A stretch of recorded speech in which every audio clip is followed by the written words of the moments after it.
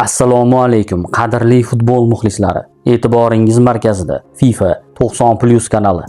Eldor Shomurodovning Jahon chempionatida Kongo darvozasiga urgan goli FIFA tomonidan o'tkazilgan turnirning eng chiroyli goli so'rovnomasida 2-o'rinni egalladi. 1-o'ringa esa Cabo Verde terma jamoasi vakili Sidney Lopesning Argentina darvozasiga urgan goli loyiq deb topildi. O'zbekiston milliy terma jamoasi kuzgi xalqaro FIFA kunlarida navbatdagi o'rtoqlik uchrashuvini o'tkazadi. Vakillarimiz 6-oktyabr kuni safarda Janubiy Koreya terma jamoasiga qarshi maydonga tushadi. Uchrashuv o'tkaziladigan shahar va o'yinning boshlanish vaqti haqida keyinroq qo'shimcha ma'lumot beriladi. Koreyaliklar shuningdek 2-oktyabr kuni Venesuela bilan ham kuch sinashadi. Bu haqda Koreya futbol assotsiatsiyasi matbuot xizmati xabar berdi. Bu yildan e'tiboran sentyabr va oktyabr oylaridagi FIFA kunlari birlashadi. Bu terma jamoalarga futbolchilarni uzoq masofalarga ko'p qatnamasdan 16 kunlik yagona yig'in davomida ketma-ket 4 ta o'yin o'tkazishni ta'minlaydi.